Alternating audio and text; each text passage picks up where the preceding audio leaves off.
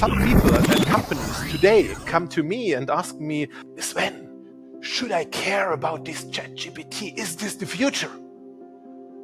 No, it's not the future. It's the past. Because it was there a year ago.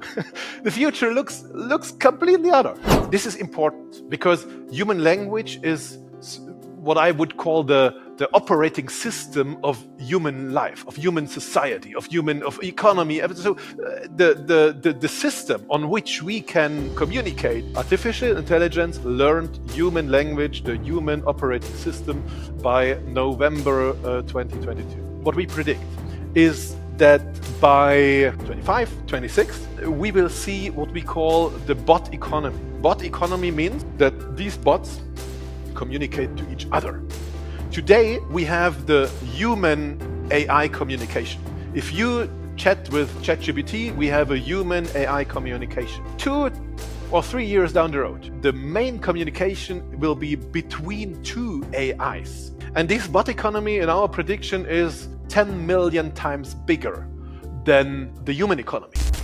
Hello and welcome to the Ronny Leber Show, where every week we bring you fascinating guests with inspiring stories of success and overcoming obstacles from the worlds of sports, business and entertainment. To support this channel, please subscribe, turn on the notification bell and hit the like button so that we can deliver you the best content possible. He grew up behind the Iron Curtain in East Germany. The East German regime wanted to make a diplomat out of him. His talent for public speaking made him the youngest head of news in national German radio history. Quitting the safety of his lifelong contract, he sensed that the world has more to offer than just being on the radio. Having spent time with the brightest minds of Silicon Valley, China, and Europe, he's now the chairman of Europe's leading future institute and one of the most sought-after speakers. He has entertained more than 200,000 people, authored 7 books and more than 150 scientific trend analyses. He is Europe's most innovative future scientist, joining us live from Leipzig, Germany. I'm happy to have him on the show. Please welcome, here is Sven Gabor Janszky. Woo! Hey, Ronny. Thanks for having me. It's a great pleasure. Oh, thank you for being here. And also today we'll not only talk about where the world is going and how you can profit from that, but also what will remain the same. But actually, before we go there, when you look back at your life today and think also back at your journey, growing up in East Germany, was that what you had imagined when you were a little kid? No, absolutely not. But you mentioned the right thing, actually. Growing up in the eastern part of Germany, behind the Iron Curtain, made me a lover, a freedom lover. Made me think big and dream big, dream about things which all others believe never would be able to solve, or problems never would be able to solve, and only a few people. So if you remember back in 1989, when the peaceful revolution in eastern part of Germany started, everybody in the world, in each capital of the world, in Washington, in Moscow, in Bonn, all the people knew that this separated two German systems. So the capitalist part and the socialist part. It's a given.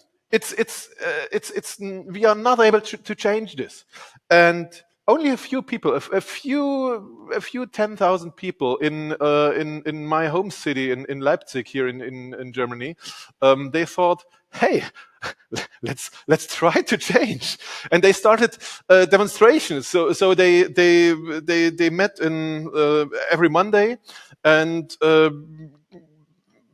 just walked around the inner city ring. We call it the ring. It's a street, and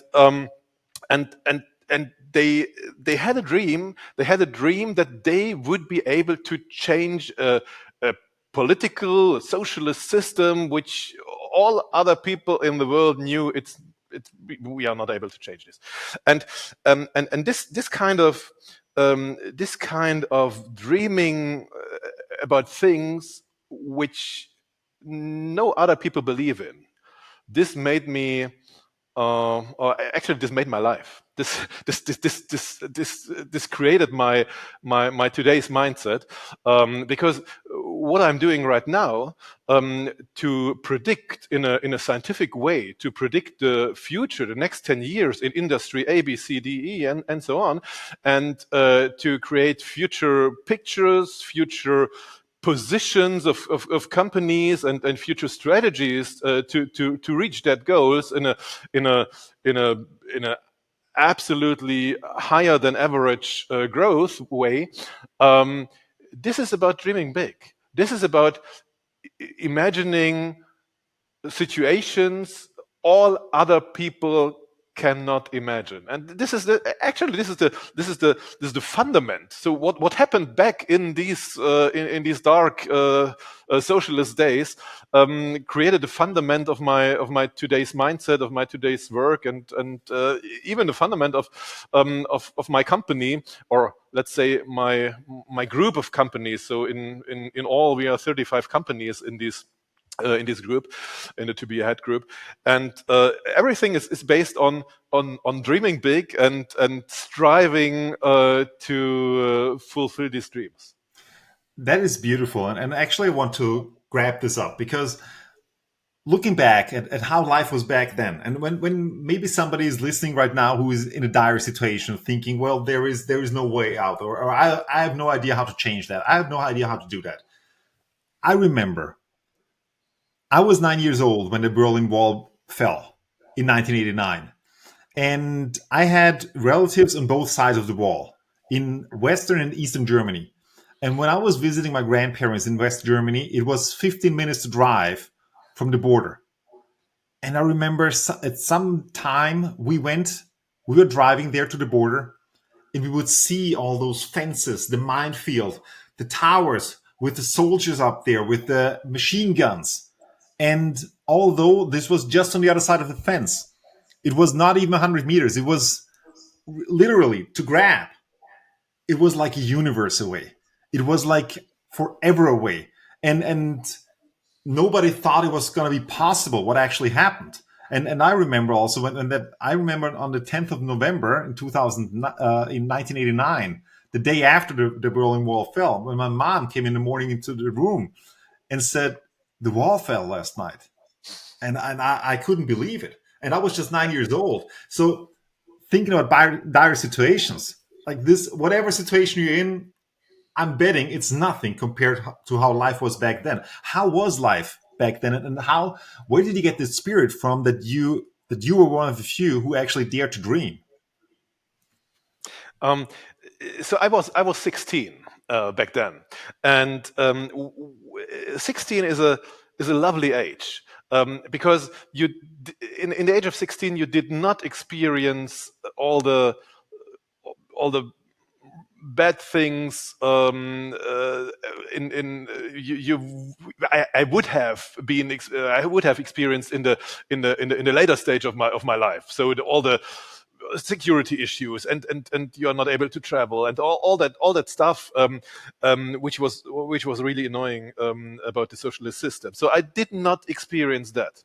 On the other way, or on the other hand, I experienced 10 years of socialist school. So I was I knew everything about the socialist system and why it's better than the capitalist and this ideology, and this is it was for me. It was absolutely the right time. It was the right time.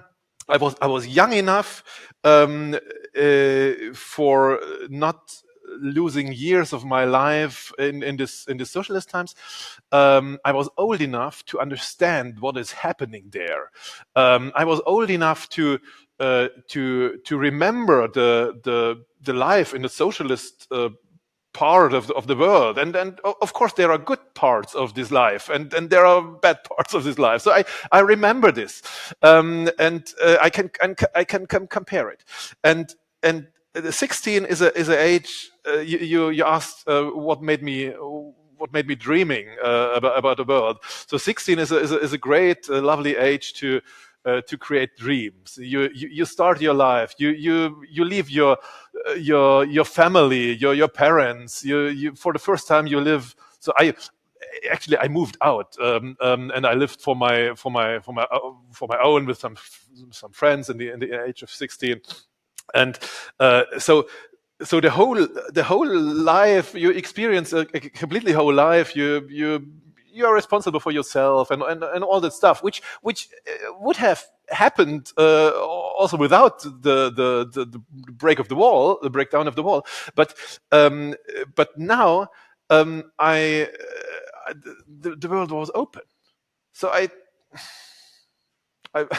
back these days, I was hitchhiking. And today, nobody is hitchhiking, but I hitchhiked throughout Europe, everywhere. And I took a plane to South Africa and all that stuff, which only 12 months ago, I was completely sure, and everybody in my surrounding was completely sure that this would never happen in my life. So it was a time for big dreams. It was a time for a mindset, or for creating a mindset that you can achieve everything in your life if you only focus hard enough. If you have a strong will. And actually, this is what I'm doing right now, or what people who are working with me, or I'm working with them, are doing right now in Silicon Valley, in Tel Aviv, in all these technology hotspots in the world. Actually, they do the same thing. They dream big, they focus, they work hard, and then they try to achieve their goals. I want to pick something up here that you just said, because I think it really ties beautifully into the story. Is some years ago, I read from Malcolm Gladwell the book Outliers. You might have read it as well. And he was, at the time, he was also saying that, for example, when you look at Steve Jobs and you look at Bill Gates, they are pretty much the same age. And they were just at the right age when the computer revolution happened, in a way. So basically, they were just at the age when they were already in college. They already had summed up some experience, but they were not far enough in their work career yet that they would be in stable jobs and not willing to risk and so on. So they were just exactly at the right time to actually pursue their dreams and to really take advantage of the change that is out there in the world. So this was exactly also for you the right moment that this change happened, so that you could tie yourself into it. And we're going to get into change in just a moment, because of course, as a future scientist, change is your work, or changes your life in a way. But before you actually became a future scientist, you went to the radio and you did a lot. You had actually quite a steep career. You were the youngest head of news. You also were a new or a radio station voice in a way, or you were a radio voice. But then you said, well, that's not it. I want to do something else. Why did you decide to leave this, let's say, certain surrounding, or this safe haven of the radio, and then pursue your own dreams?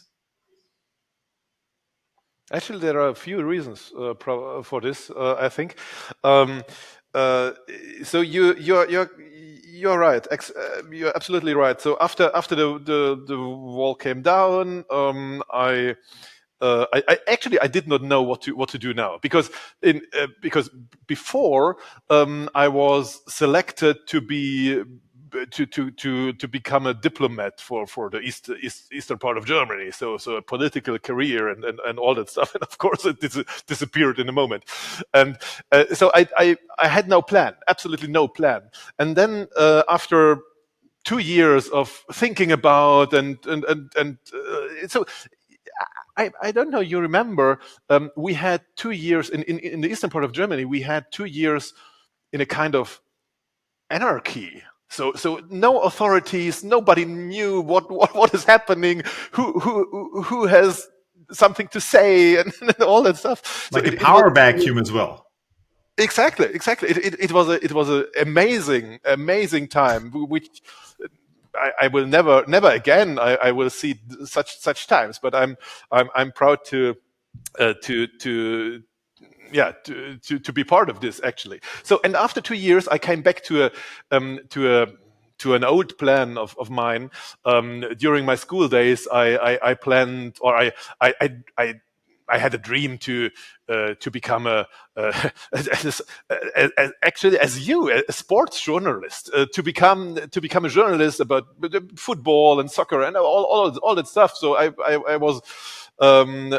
was imagining that this would be a great job for me. So then I started studying journalism, and I did this way. So they created the two new public radio and TV stations in the eastern part of Germany, and they had no journalists to work there because the old socialist journalists, nobody wanted to employ them because of the socialist mindset and so on, and young people like me, so students like me, who just made a study without any experiences.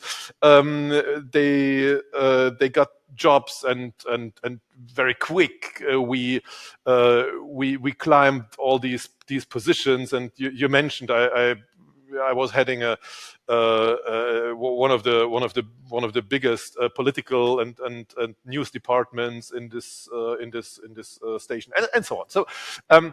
But so my generation, or people in my surrounding, they did these steps very fast, because of the times, because there were no other people to take this job, so we did. And after 10 years, I did this journalistic career for 10 years. After 10 years, I realized that so in this part of the radio life, so I did every position. I did the correspondence position. I was a primetime anchor. I was a news anchor. I did all these kinds of stuff in the back. So to be the what we call the chief of the day. So it's probably a better translation into English, but it was the person who decided which topic to cover today, and so on. So I did all these jobs, and then I realized that there is nothing left for the rest of my career, and this was in the age of 28, and so it was a completely, so at least for me, it was very it was not a surprise. It was the logical next step to quit because there was nothing left for me in this career.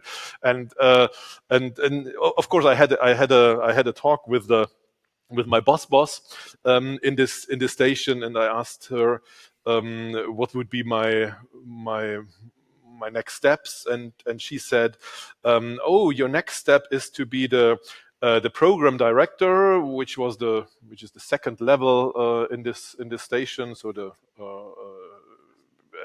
but she said, "You will do this step. So I'm pretty sure you will do this step, but not before the age of 45."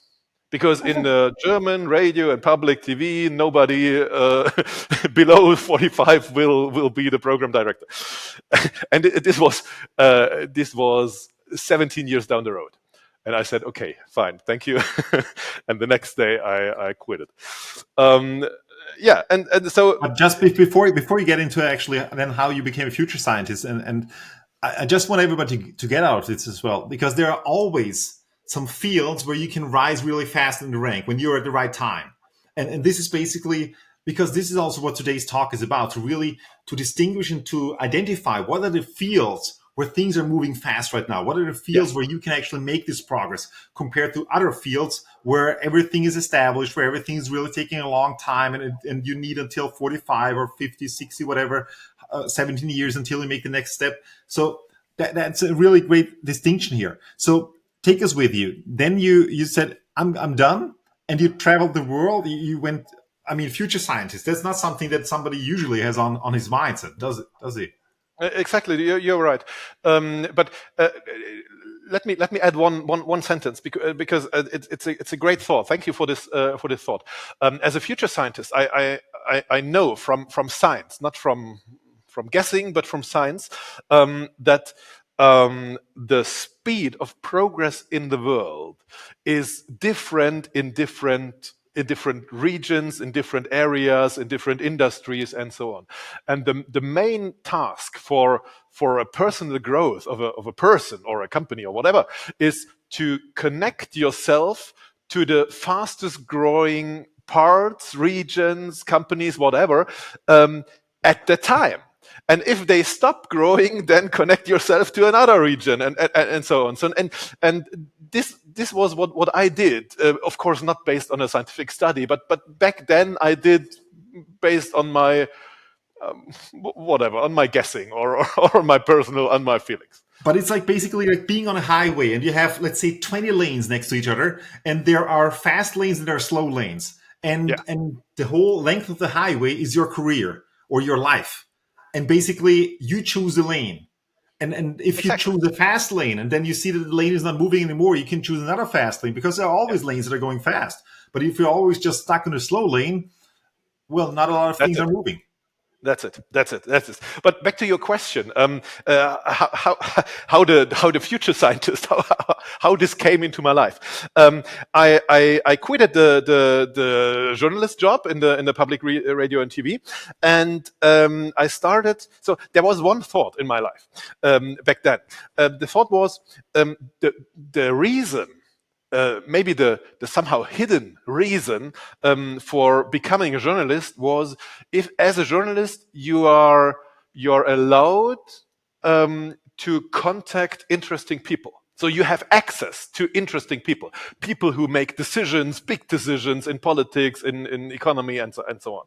And as I remember, I wanted to have this access because I found them amazing. I found them exciting. I wanted to connect it to them.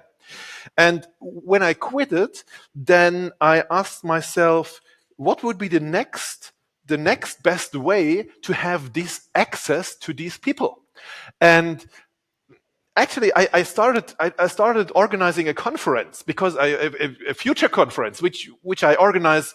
So this year we had the 22nd future conference. So I do this for 22 years already, and then I invited all these guys I wanted to be connected with to a conference, because I thought, hey, this is be a conference organizer, then you have the access to these guys too.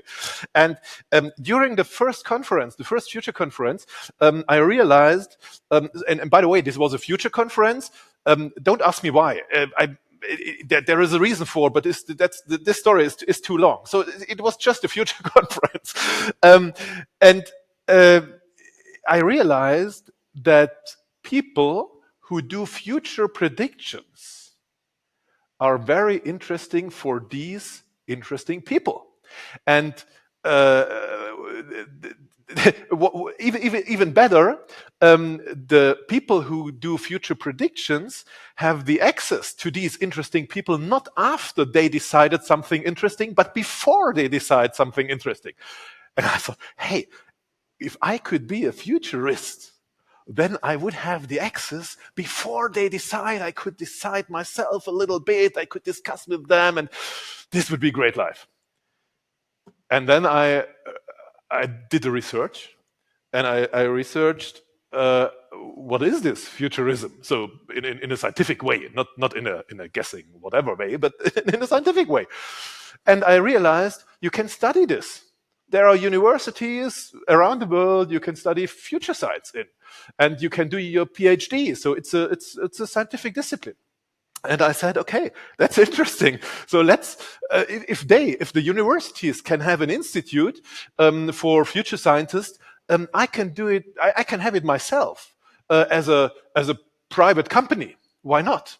By the way, I must admit, first I tried to establish this future institute in the Leipzig University. So my first thought was, hey, let's convince Leipzig University to establish an institute for future science, and I would be the head of or whatever. and they completely declined, and they said, what a crazy idea, futurism is not a science, and so on. So I did it myself in a privately commercial company. um, and and the reason, so sorry for the long story, but you asked why. The reason is because I wanted to connect myself with these people worldwide whose today's decisions drive progress and future more than other people. Wow, that's fantastic. And really, also when you think about science, because science, you usually think about that you study something that has happened afterwards, after it has happened. But future science is studying the future. It's basically about what is going to happen or what is most likely going to happen. So, what does a future scientist do or a futurist do? And how is that for anybody that doesn't really have an understanding? Because it's not about predicting a lottery. No, absolutely not. I can't. Sorry, and I even can't predict sports, and so I can't. But what we can do is, so there is one there is a fundament you have to understand for future science, and even also for history, by the way, not only for future but for history. It's the same thing. Um, what we have to understand is that the progress of human life, human societies, economy, whatever, um, depends on decisions of a few extraordinary people in the world. It doesn't mean these people are better than the others, but they have the power, they have the resources that others will follow them. Political resources, financial resources, economical resources, they have more power. And so looking back in history, everybody understands. So this is, by the way, this is the best way to understand history, to analyze who has the power and who did or decided what and why. Because of interests, because of plans, because of fear, because of whatever. And if history can be explained by looking at the most powerful people in the world, future is the same thing. Future can be explained, can be predicted by looking at the most powerful people right now, here, and what they want to do, why they want to do this, what are their plans for the next 5 to 10 years, what they think if they do today this and this and invest their money in this and that, what will be the outcome, and what would be the result for the industry, for the customer segments, whatever. And if you buy this thought, then the most easy way to predict the future is to do interviews with these more powerful people than other people. And actually, this is what we do. So we know we have a broad network. We have 1,500, around 1,500 of chief strategy officers, chief innovation, chief technology officers of worldwide, many industries in our network. Of course, some politicians in Europe, in US, in China a little bit.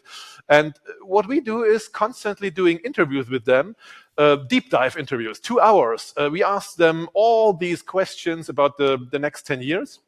And out of these, out of their answers, we create or we analyze. We don't create anything. We are not creative. We are not innovative. We are not utopians. We are just analysts. We analyze out of these answers they give us.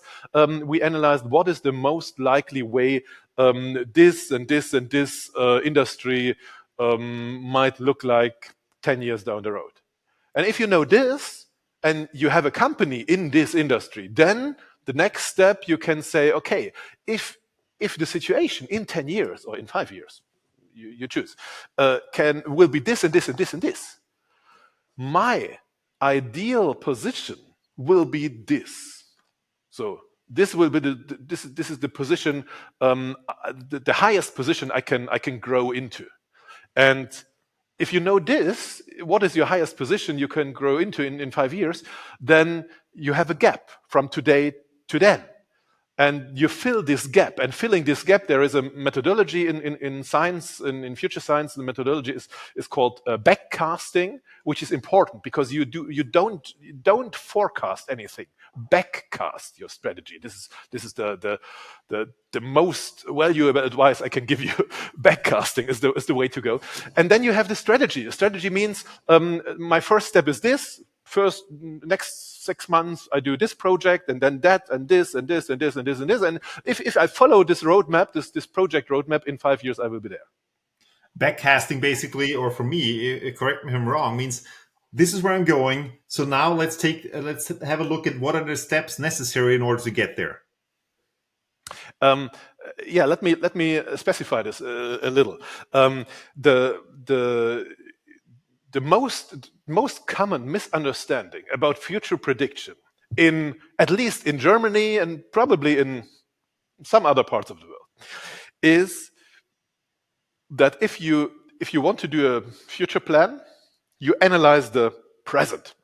You analyze your company, you analyze your industry, you look at 2 or 3 startups, you do what we call a SWOT analysis, so strengths and weaknesses. You compare yourself to your competitors, and then you learn, today I'm good in this and I'm not that good in this. And if you do so, then it's completely the next step. There is no other way to come up with the next thought, and the next thought is, okay, in the next 6 months I will work on my strengths or my today's strengths or weaknesses. So in the next 6 months I do this, and after that I do that, and so on. So you create a strategy of small optimization. You optimize your strength, maybe your weaknesses. This is the way more than 90% of companies in Europe, and probably also personalities. So people do this for personal life also. And this is the wrong way. This is the way when you don't hit your best future self. So how do you hit your best future self? Yeah, exactly. So backcasting is the other way around. Backcasting, you don't start with analysis of the present. You don't care about the present. Present is not important anymore. You care about the future. You create this future picture, which means how will my region, my industry, so my surrounding, how will that look like 10 years down the road? Then you have the future picture. Then the first step. Second step, you create your best future self. So your ideal position in 5 years. And then backcasting starts. Then you ask yourself, okay, if I will be in this position in 5 years from now, what is the last step, or what will be the last step I will have done in the last 6 months? So what I do between year 4.5 and year 5. And if you know this, then you ask yourself, what is the step I will do between year 4 and 4.5? So it's backcasting. You plan, or you create your plan from the end to the beginning. And I promise you, and this is, by the way, I don't create this methodology. You can study this already since the last century. You can study this in universities. I and my employees here in the To Be Ahead Institute, we're using this day by day. So we are just experts in applying this technology or this methodology to the companies. So if you do this backcasting, I promise you, and it doesn't matter if you do this for the personal life or for the company life. It doesn't matter. It's the same thing. I promise you will create a completely different strategy than compared to the forecasting way. And this is a real future strategy. And this is what we do. This is, by the way, how Google was created. This is how IKEA was created and made a big step out of all this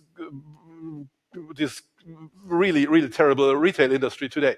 This is the way how all the big companies in the world were created in the last, let's say, 30 years. And this is the way everybody for personal life, but also for company life, everybody can use. It's a really a strong recommendation. Do backcasting and not forecasting. That is a fascinating concept. I'm gonna do this. I really want to see where this is going with me. And I encourage everybody else who's listening right now, try this. Really, try it out, because it's a fascinating concept. So now let's have a look. Because what do you see right now, beginning of 2024? What are the most promising fields for the next 5 to 10 years? Where are we going to see the biggest changes? The biggest changes are coming from technology. And by the way, this is not new. This is true for history already. So let's focus on the most promising technologies to come in the next 5 to 10 years, and to change the world in the best way we can imagine. So first technology is. Let's say 5 technologies in medical, in healthcare. We have 5 technologies. Gene analysis, so analyzing your individual genome, will be there in 2 to 3 years. When I say will be there, it means the costs dropped to mass market, so everybody can afford it. Gene analysis, gene editing takes 30 years, maybe 25 to 30 years. Are we talking about mass market, like 25 years for mass market? For mass market, exactly. It's there today, but only for I think for seven diseases, and every therapy is I think it costs more than $1 million. So it's not mass market today. In 25, 30 years, it will be mass market. It will be affordable for everybody. Third technology is rejuvenation. It means so it's called epigenetics. So it means you can change in your RNA. You can change a little bit, and then the cells will become younger than they have been. So you can reverse the aging in your cells. 10 years to mass market. We have spare part organs. So if you have a problem with your heart or lung or whatever, you can have spare parts for that, produced out of your own cells. It's 15 years from now. And the 5th technology is what we call medical food. This is to eat things, or to analyze your real-time body in your stomach, in your whatever in your body, and then to eat things which refill what you have to, so refill the situation, or the situation you have to have in your body, all bacteria, vitamins, and all that stuff. So everybody of us has an perfect individual status of all these things in the data in the body, and you can refill this by food. So this is called medical food in 5 years from now. Not to dive too deep into these technologies, if these 5 technologies come together in the next, let's say, 25 to 30 years, maybe 40 years, let's do a security buffer on top. In 40 years, my own kids, who are today 6 years, 8 years, and 12 years, they will be 46, 48. So it's my age. I'm 50 today.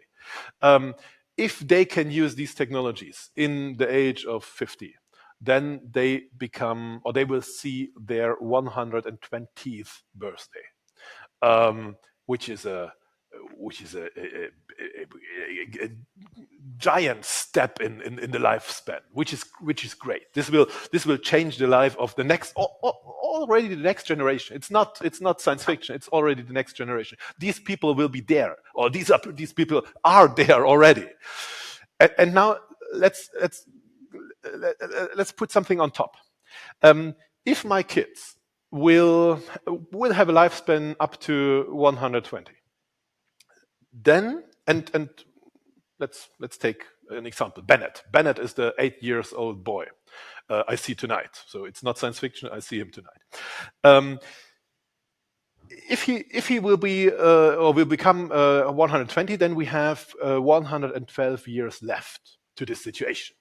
And now the question is, for computer sciences, will we, so humankind, will we be able to come up with a technology in the next 112 years, which is called brain uploading? Brain uploading means you create, in a computer, you create a human brain. So you recreate a human brain, artificially, of course. And then if you achieve this, then you copy what you have in your mind into this human brain in the computer, called brain uploading. Why do we have a term for this? Because there are already more than $3 billion invested in this technology. Okay, 3 billion invested, 112 years time to go. The question is, so it's not there yet. Not to don't understand me wrong. It's not there. I cannot guarantee you that we will get there. But 112 years is a long time, and more than 3 billion already invested. And if you think that this could be possible in the next 112 years, then, only then, the first immortal person on Earth is already alive. I see him tonight. And this is true for my kids, for your kids, and all the kids' generation today. And this is a big change. If the first immortal, so don't get me wrong, the human body, this thing, will die in the age of 120. But what I have in mind, myself, will continue. Maybe maybe an eternal self. It's immortal, maybe.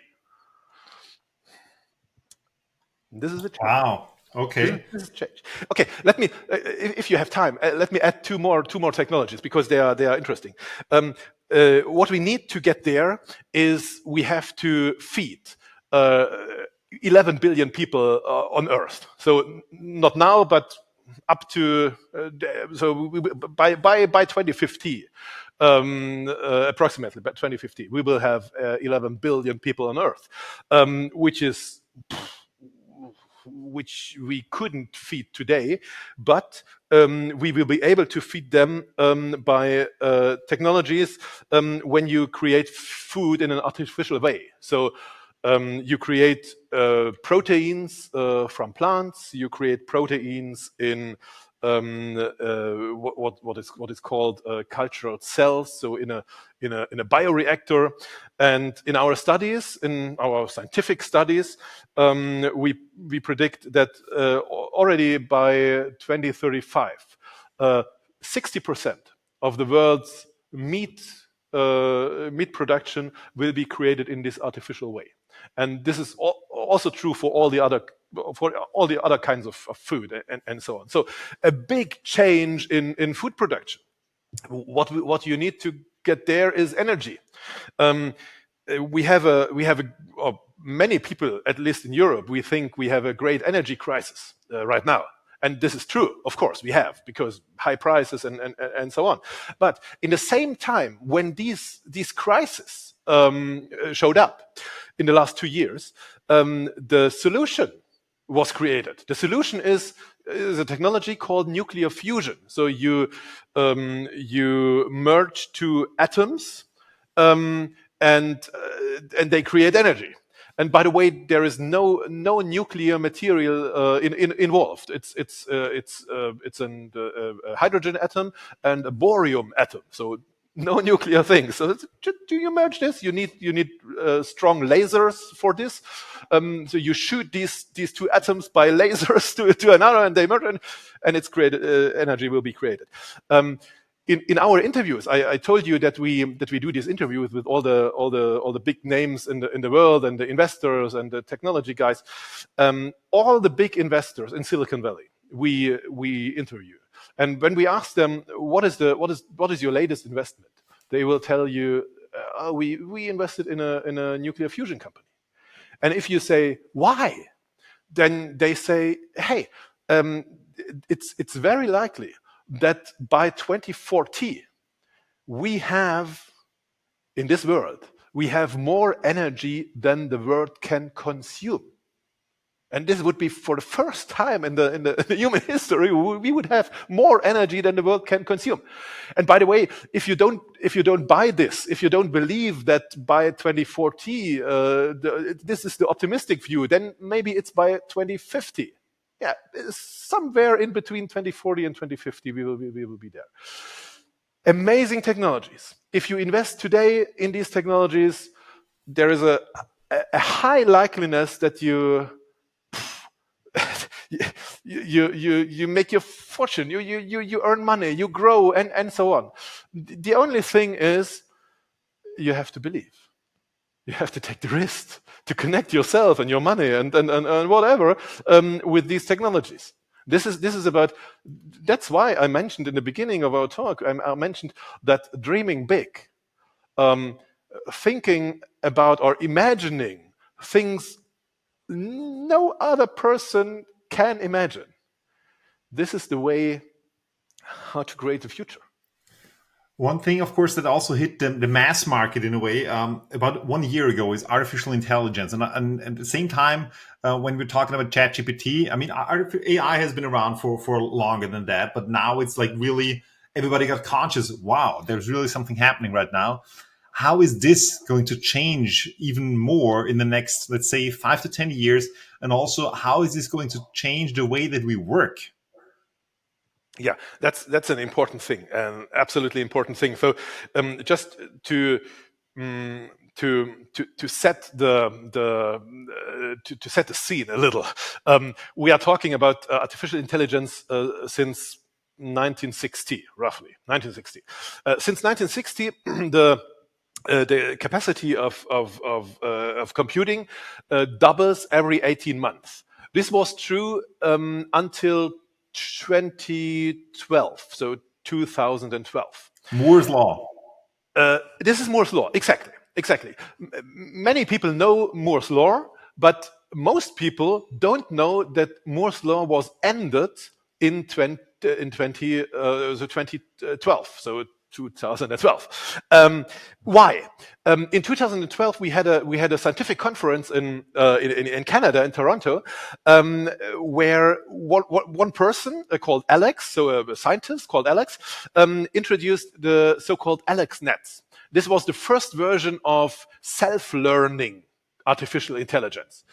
Before we had programmed, so you program if this, then that. This is the programmed artificial intelligence. Now you have self-learning. You don't program this. You don't code this. So it learns itself. From 2012, the increase of capacity of computing power doubles not every 18 months, but every 3.4 months. So it's a growth, and we don't talk about quantum computing or quantum. By the way, quantum computing is a great technology, but I leave this aside. So the reason why we talk today about ChatGPT and all the other GPTs is because of these dramatic increase of capacity. This increase of capacity made artificial intelligence to learn language, human language. This is important because human language is what I would call the operating system of human life, of human society, of economy. So the system on which we can communicate, we can do progress, whatever, is our language. Artificial intelligence learned human language, the human operating system, by November 2022. So roughly 1 year ago. And now the question is, this is just for setting the scene. Now let's focus the future. What will happen? What we predict is that by, let's say, 2026, 25, 26, we will see what we call the bot economy. Bot economy means, our scientific term for this artificial intelligent tools is bots. What we predict is that these bots communicate to each other. Today, we have the human AI communication. If you chat with ChatGPT, we have a human AI communication. 2 or 3 years down the road, we will have. Of course, you can still communicate with the AI, but the main communication will be between two AIs. This is the bot economy, and this bot economy, in our prediction, is, let's say, nobody knows it exactly, but let's say 10 million times bigger than the human economy. Why? Because we have 10 million times more of these bots and artificial intelligences on your phones, in your cars, in every device you can put a chip in.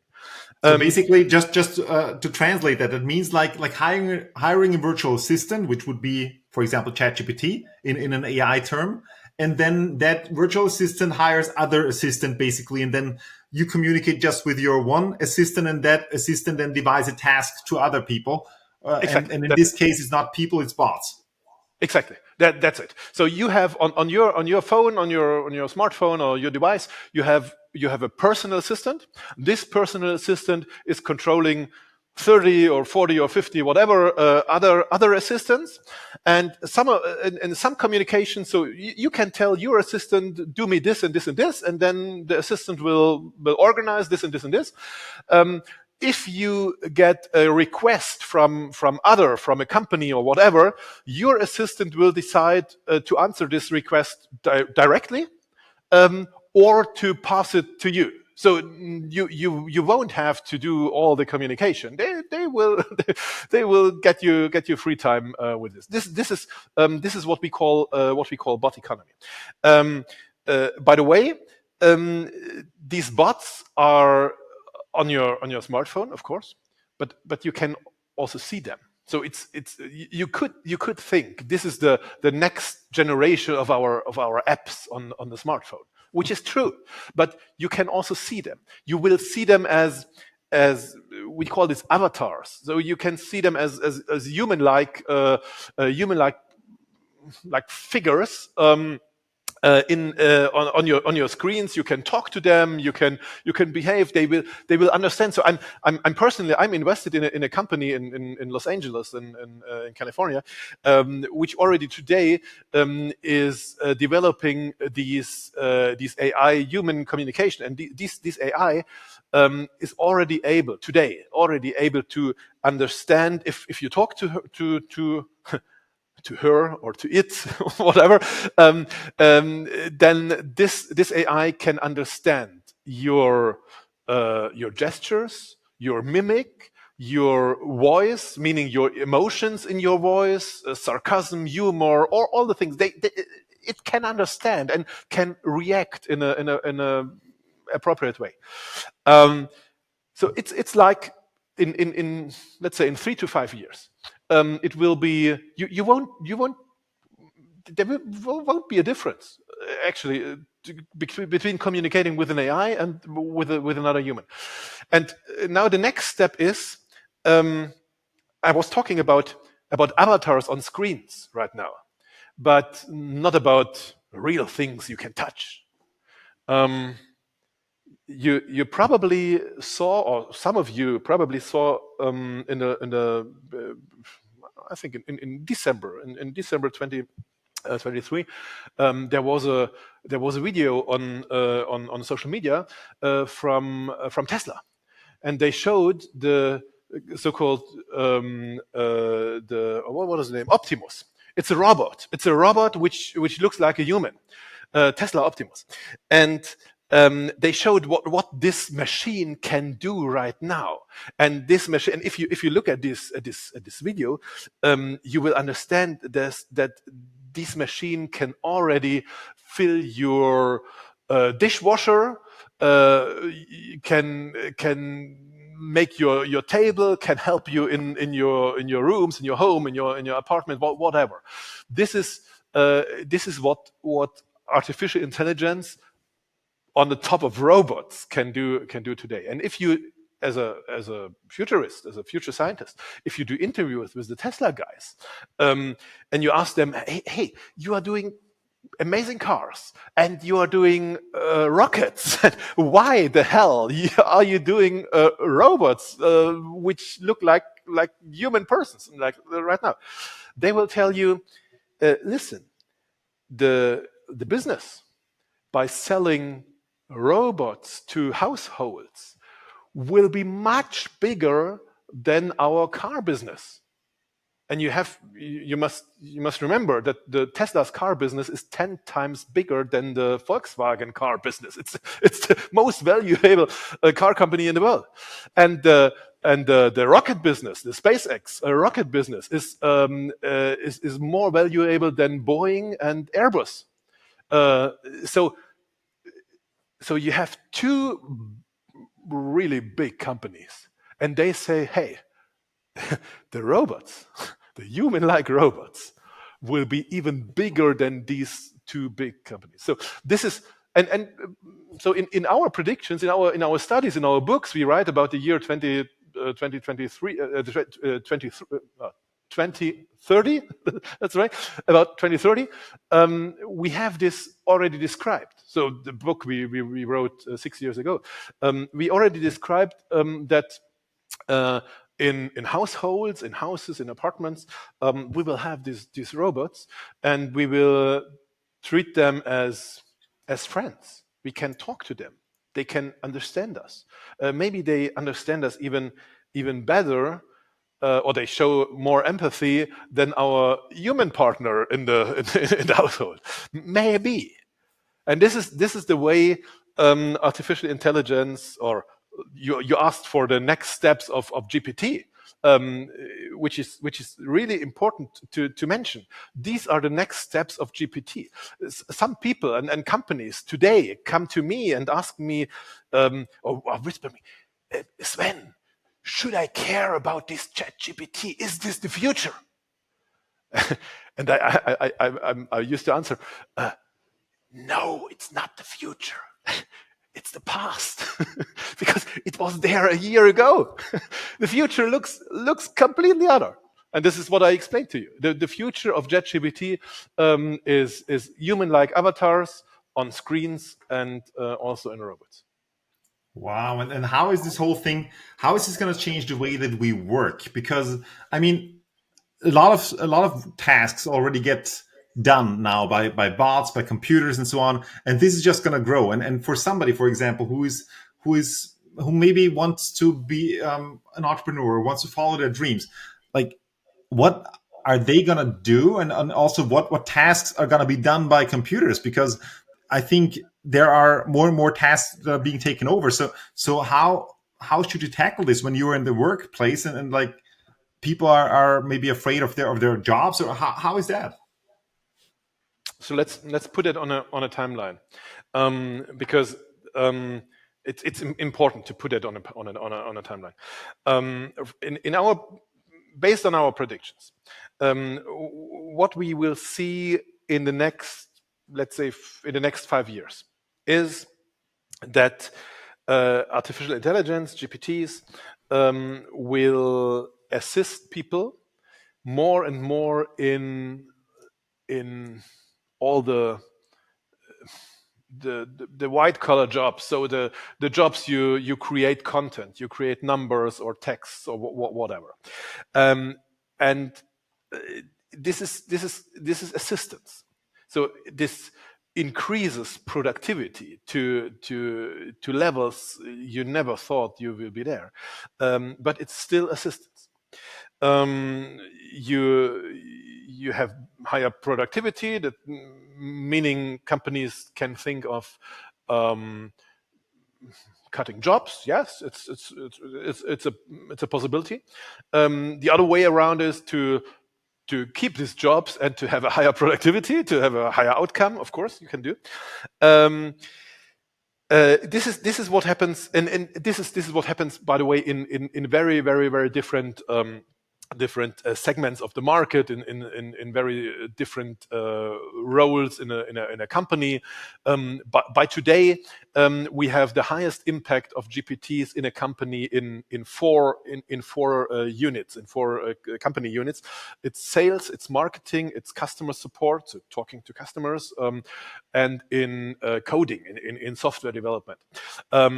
70 normally a company today, not the future, today, a company using GPT can increase their productivity by 60 to 70% already today, and 75% of these 60 to 70% is created in these four areas. So if you run a company, or if you are responsible in a company for sales, marketing, customer support, and software development, take this, do this. Otherwise, if you don't do this in 6 months, you will be out of the game. Your competitors will be cheaper, and your customers don't buy your products because they buy the cheaper products, and so on. You have to do this. There is no choice. But this is not the future. This is only the next step. What is on the let's say on a timeline by 2030, 2032, and so on. Then we start to replace jobs. We won't replace jobs in a large amount. Of course, some are replaced every time, but we will replace jobs by 2030, and these jobs are you can say all the jobs you can do in a home office will be replaced. Not tomorrow, but by 2030. Plus all the jobs who just follow routines. So a truck driver does the same routine every day, every hour. This will be replaced by artificial intelligence. Same for taxi drivers, same for pilots and planes and so on. Same for people who control machines in production and so on. Yeah, that's the normal thing. I used to say, what will not be replaced in, let's say, in the next 10 years is what creates a relationship between people. So if you sit together with another person and you chat, you discuss, you inspire the other person, you come up with ideas or new ideas or combined ideas or whatever, this will not be replaced, probably not will be replaced in 10 years. Beyond 2035, maybe this will be replaced also. Yes, could be. This is a theoretical question. I'm as a future scientist, I used to predict 10 years down the road, not more. I'm not able to predict with our scientific methodology more than 10 years. Nobody is able to. So if you read predictions for the next 20 or 30 years, this is no science. But what will stay is human relationship, human connections. And even if you imagine a situation, let's say in 2050, maybe 2040, 2050, a situation when all the productivity jobs will be done by machines, by robots, by artificial intelligence. Still, to create relationship, to create a smile in your face, to create a new thought in your mind, in your brain, This is so relation between two people will stay with people, and that's why I'm completely optimistic. So not only for me, I'm 50. Let's see how far I can go, but also for my kids, because they will live a life which is in many ways. They will enjoy more freedom. They will enjoy more possibilities for development, for self development. They will live longer. They will live longer healthy. Um, they will they will fly into space and come back. They will do things I I'm not able to do, and this is. By the way, sorry to extend this a little, but I'm this is my definition of progress. That kids are able to live a better life, to have more possibilities than their parents. This is what my grandparents and my parents did for me, and at least in my humble opinion, this is what I have to do for my kids. Wow. So backing this up or piggybacking on this a little bit, for somebody who's just starting out on their journey, or maybe somebody who is right now at a turning point where they are maybe in a stable job and they're thinking, I would like to pursue my passion. What's one piece of advice that you would like to give to those people or to that person? It was never that easy than today to connect yourself to the few people in the world who are driving this world in high speed forward. My parents and my grandparents did not have the possibility to connect via social media and whatever financial investments or whatever to the Elon Musks in this world. It was not possible. It was impossible for them. For me, it's very easy. I buy a ticket and I hop on a plane, on a flight, and I go to Silicon Valley or to Tel Aviv or wherever, and I meet some people. I put money in their companies, and then I'm connected, and I can be part of the progress. So and if you don't have money and you don't want to hop on a flight, then at least you take your smartphone and you connect yourself via X or Facebook or you name them to these people, and you every day you will see what they do and how they drive this world forward. So it was my recommendation is connect to people who or organizations or regions or whatever, to connect yourself, who are moving faster than your today's surrounding. They are out there, and you can connect. It takes us a few seconds to connect to them. And if you want to do it in a professional way, then use methodology of future scientists. So we do for at least my institute. I can only speak for ourselves. We do this for 22 years already. We have methodology. We work for big companies to create the future pictures, to create the future strategies, and they grow and they make revenue, and they grow the revenue for millions and billions. This is this is the normal way how future is created in the world. And you yourself, you can take exactly this methodology. You can break this down into mentoring programs or coaching or whatever. It's quite cheap compared to the outcome you get out of this. You can use this for your personal life also. This is it's there. You just have to open your eyes, focus the right spot, the right site to connect with, and then follow the way. You must not create a new way.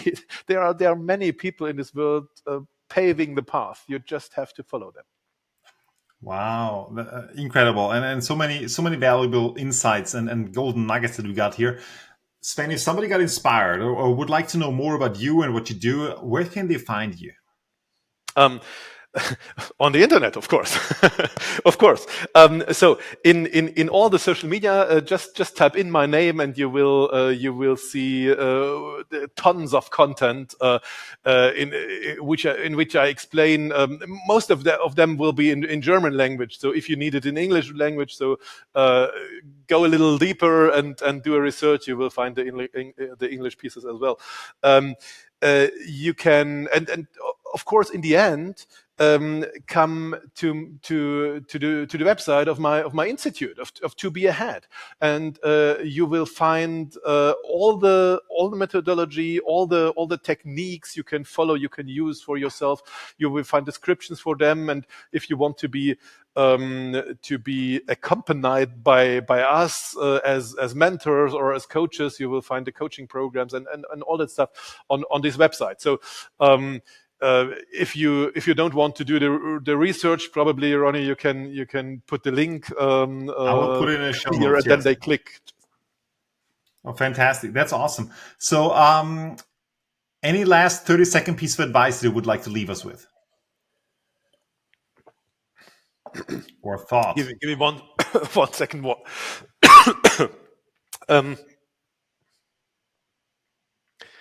My advice is. I already mentioned this 2 minutes ago.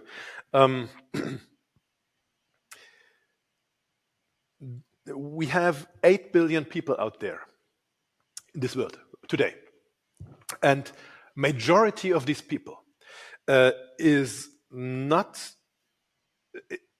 satisfied with the way of living they live in today.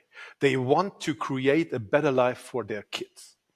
The strongest future power, the strongest future force is people striving to create a better life for their kids using technology. And by the way, this is not new. This is what my grandparents after World War II did in Germany as well. Everything was broken. They said, "Oh, let's create a better life for our kids. Let's invest in technology, combustion engines by that time. Today it's not modern, but yeah, they created what we in Germany we call the Wirtschaftswunder, so the wonder of economic growth.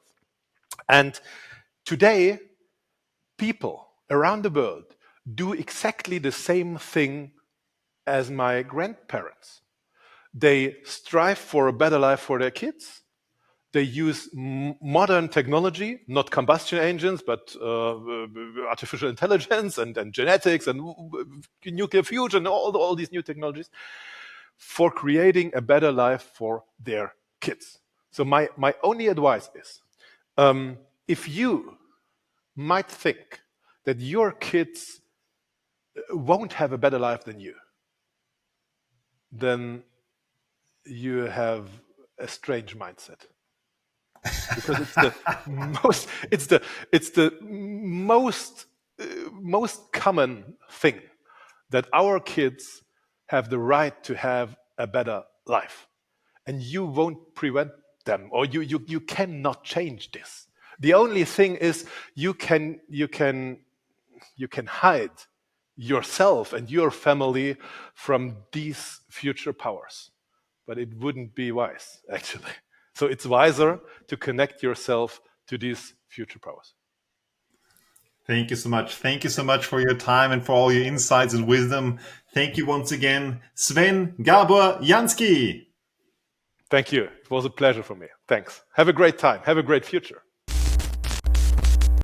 Thank you for sticking with us until the end. To make this content even more valuable for you, please leave a comment below and share your thoughts, and also share this video with somebody you care about who absolutely needs to see this. Thank you very much. Have an outstanding day and see you next time.